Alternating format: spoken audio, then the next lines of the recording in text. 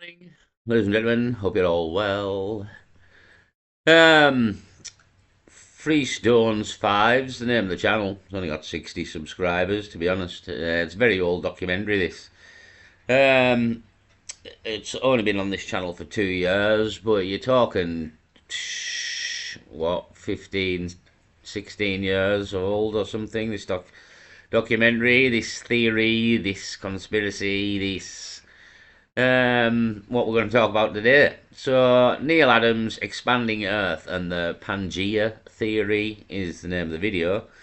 Um, yeah, and it's basically the theory that the Earth is expanding. And maybe not just the Earth, maybe all the planets expand and get bigger, like the sun does. The sun does get bigger through its lifetime as it loses its energy as it gets later down the line.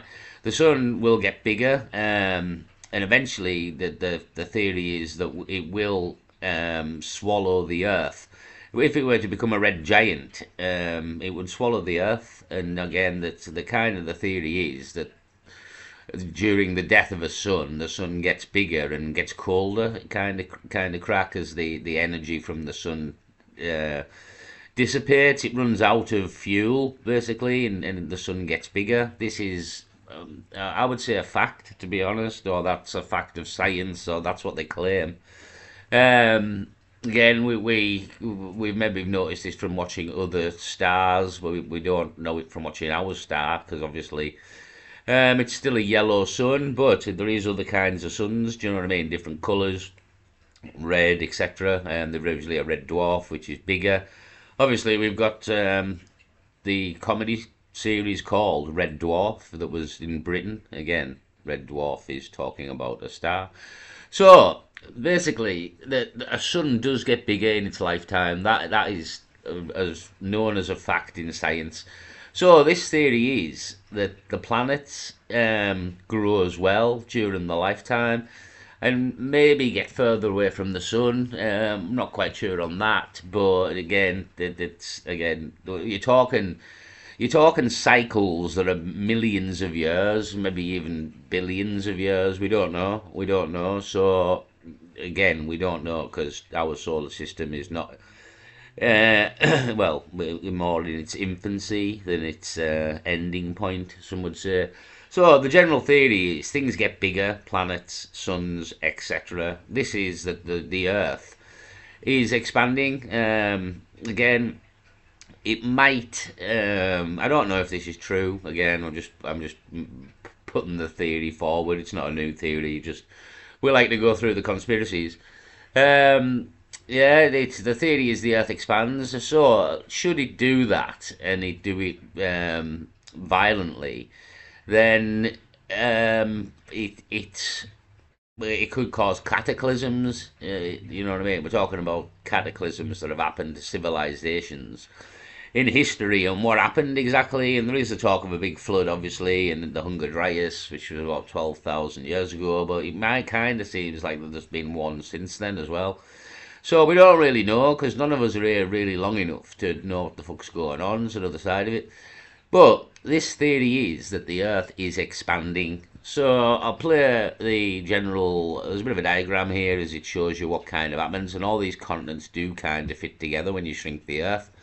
So I don't know if this is true, but the only thing that really gives it a lot of credence is the sun does expand over its lifetime, and when they shrink the Earth, all the continents seem to click back together as if they were all sort of one landmass, and that apparently is the crack with science that all these apparently one at one point were a single landmass, and over time they have broken apart, and this is why we find certain species of animals, primarily dinosaurs and things like this, from history in different continents because they claim that all the continents were at one point connected and there was less water on the earth as well. This is definitely a fact that there was less water on the earth.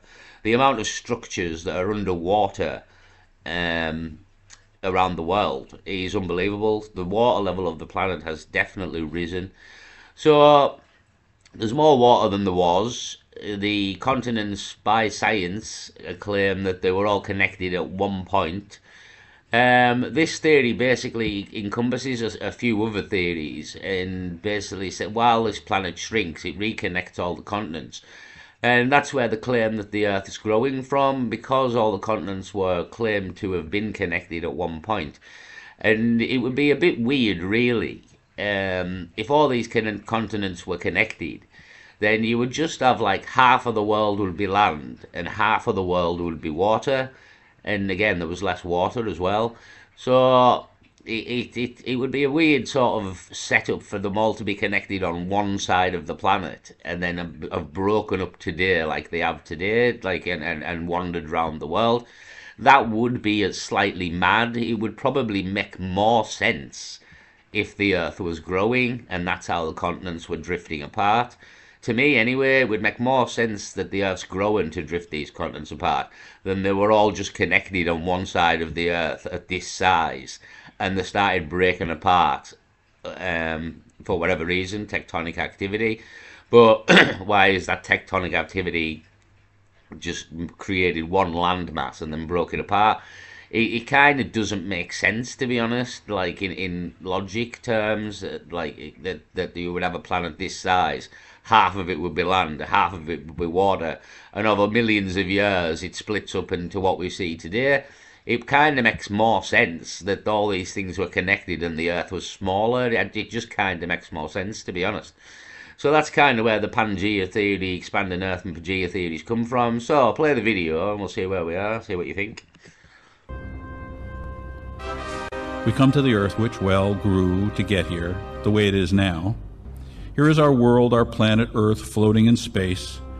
We will be going backward in time, imperfectly, but done in a very disciplined manner. Please notice there is no subduction, no rotation of tectonic plates, no twisting, no form-fitting, no altering shapes or sizes. It would be impossible for these continental plates to fit together perfectly without this being true, and yet the upper tectonic plates fit together perfectly on a much smaller planet. Yes, there's been some erosion, landslides, blah blah, but overall this activity is insignificant. There is a kind of conspiracy of silence among certain scientists. They know but are not telling you that the upper tectonic plates of Earth also join in the Pacific. Not partially, they join totally. You are asked to believe that the continents swim or drift about willy-nilly, bumping and crashing as if they were on a greased skillet. This is not true. The simple truth is apparently too upsetting to too many apple carts. We're now going forward in time to show how the actual growth of the Earth took place. Imperfect as to details, but the overall is nailed. Antarctica, as you see, has become subtropical. Africa, on a smaller globe, moved way downward under the globe. In fact, for hundreds of millions of years, the bottom of Africa was the South Pole. South America's tail goes under and wraps around the bottom of Africa. Then incredibly, it joins coast with Antarctica. 65 million years ago and more, these continents were joined, and marsupials like the duck-billed platypus roamed from Australia, Antarctica, and across southern South America and up into Africa. The platypus. Dinosaurs roamed all over this world on the upper tectonic plate because there were no oceans, just shallow seas. Here today, Antarctica is frozen over, and Australia and its surrounding islands are the remaining home of marsupials. Do you see? So, sorry to interrupt. It could also explain a few other things as well. Like on a smaller planet, there might not have been ice caps at the top and the north, like the North and South Pole. Due to the planet being smaller, it was again, science says that the planet was hotter in history. It was a more tropical climate. Again, a smaller planet might have been the reasoning for that. It could hold its energy, could hold the heat better, being a smaller planet. And again, again, I don't know that for definite. It's just again a theory that a smaller planet might have held the heat better, possibly. And again, there was no poles. So the reason the things are underneath the ice sheets in Antarctica wasn't always underneath ice is possibly because we either have pole shifts, that's another option, or that the planet was a lot smaller and that there was no pole caps at that time. So basically, it does kind of work. This, to be honest, it does. When you shrink the Earth, the continents all do fit back together. But the real hypothesis in the real world is that all these continents were connected at one point and have broken apart. But as I explained earlier in the video, it doesn't really make sense to be a big landmass on one side of the planet and break over time like we see today. It kind of makes more sense, this, to me anyway, and when you shrink it all these continents fit back together perfectly. Again, there was less water on the Earth. There is water within the Earth. Again, and talking on the topic of Noah's flood, I don't like calling it Noah's flood because it always goes biblical, where there's every culture on the Earth has a tale of a flood. Every culture. So the big flood that swallowed the Earth, according to every culture, a lot of the water for that came from within the Earth. Again, the Earth's got a lot of aquifers underneath. There's a lot of water in the Earth, and the flood. It was said that water came from within the Earth as well.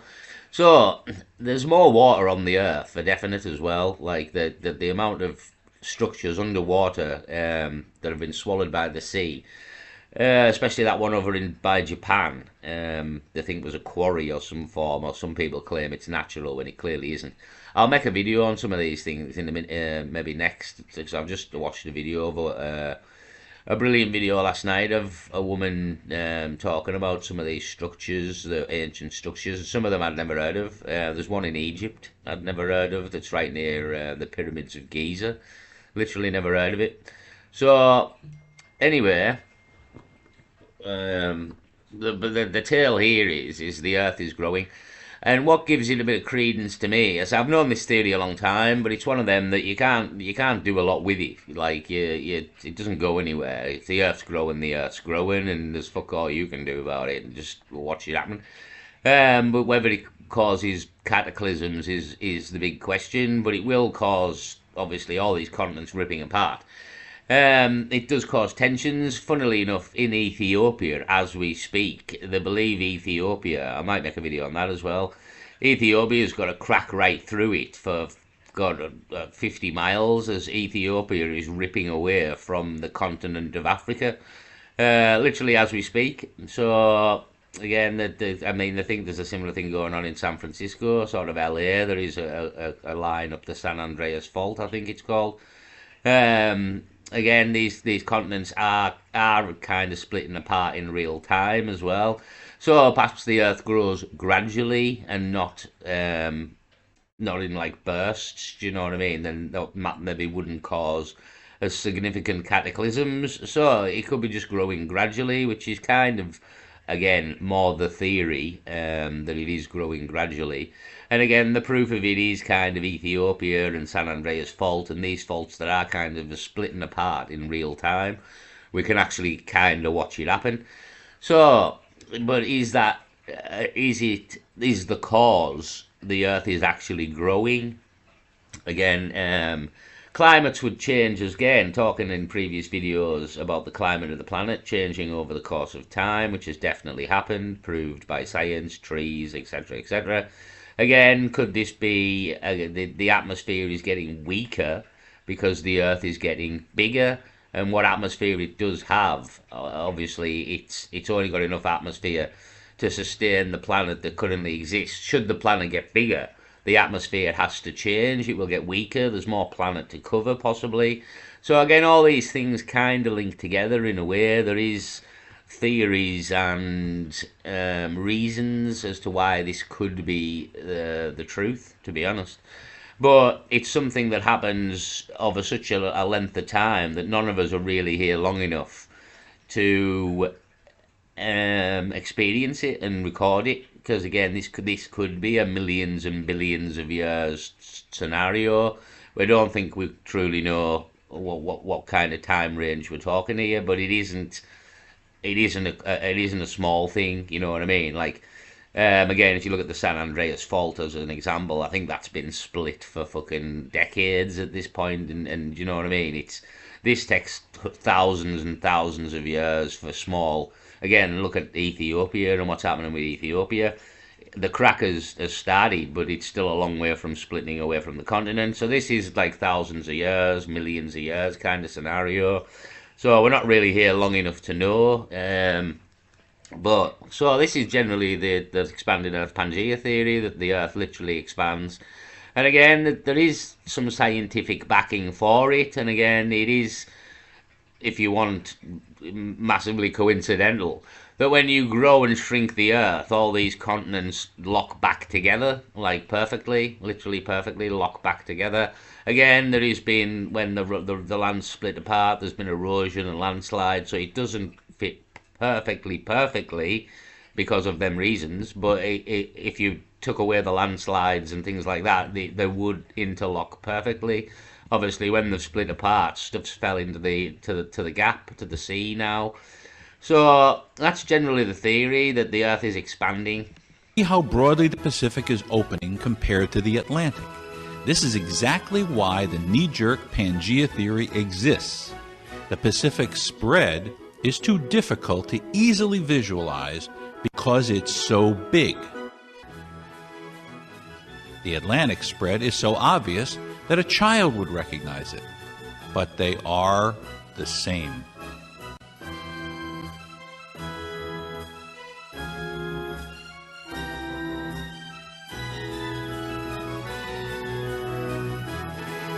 Doom. So again, I've known this for a long time, and again, I don't claim to know if it's true or not, to be honest.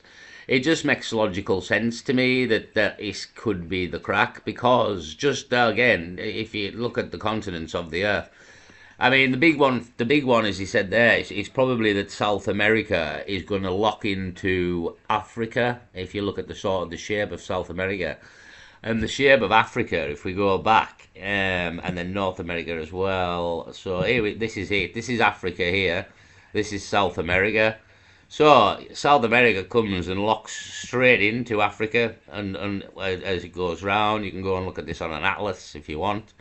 It would slide over and lock straight into Africa. Again, Europe just slides down. All again, they say that the Mediterranean didn't used to be a sea. Well, the reason it didn't used to be a sea is because it was probably all connected. As this has pulled apart at the Strait of Gibraltar, it's all the water's gushed in at the Strait of Gibraltar as this has pulled apart.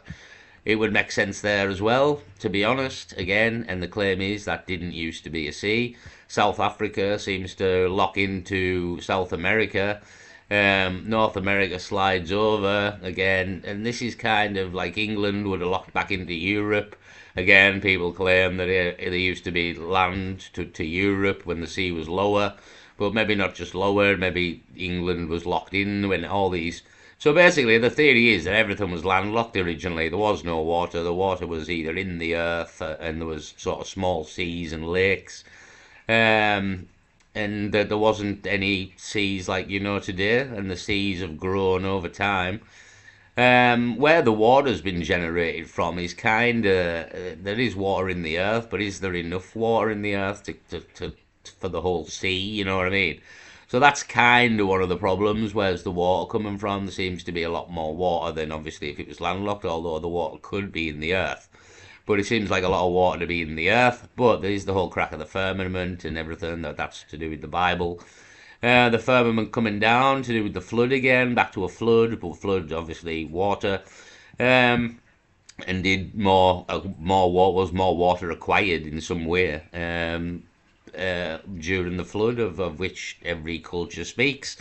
So that's kind of the theory, that the Earth's growing. I've only played 2 minutes here. I'm not going to go into a lot of the details. I've told you some of them, how stuff locks together and the dinosaurs crack, and you know what I mean. If you want to watch the documentary though, it's on Freestone 5, or It's generally called Neil Adams' Expanding Earth and the Pangea Theory is the crack. I just remember this again, this sort of visualization of the Earth shrinking and being put back together. I always remember this. There's predominantly about this theory. It's what sticks in my mind. And remembering watching this and how the continents do kind of all lock back together again, take minus some landslides, etc., as land is ripped apart. But they kind of do all lock together. It explains a few things, how animals have been found on different continents. Maybe this wasn't a sea, and now it's split apart to become a sea. There possibly wasn't ice caps on a smaller planet, so Antarctica, etc., wasn't covered in ice. That's why there's things underneath the ice shelves. It does explain a lot of things in many ways.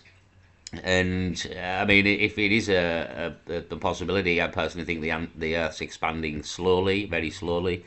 It isn't an event that happens quickly and systematically. I think it's just a constant expansion. A constant expansion since the days we were born till the day we die. The Earth will just expand, but we will never ever notice it because in our lifetime it will be next to nothing, like literally next to nothing. It's not noticeable in a lifetime. It's maybe not even noticeable in 20 lifetimes. You know what I mean? Maybe more, probably more. So, but that's the theory, the expanding Earth and Pangea theory. Neil Adams, it's quite old. It's not really a new theory. But I just thought I'd mention it. Again, we like to go through the conspiracies and see where we are and what we're doing. And this is another one. So, is the Earth expanding? Is the question. Is the Earth expanding? And to me, I mean, again, I don't know. But we're taking a lot of things into consideration. I would go more with yes than no, to be honest. But it's just happening over such a time scale that we don't notice. This is like thousands upon thousands and thousands of years. But we kind of do watch it in real time with like the San Andreas Fault in Ethiopia. If you go and look into Ethiopia, the split in the earth, it kind of is happening as we're watching it, but the continents are like pulling apart.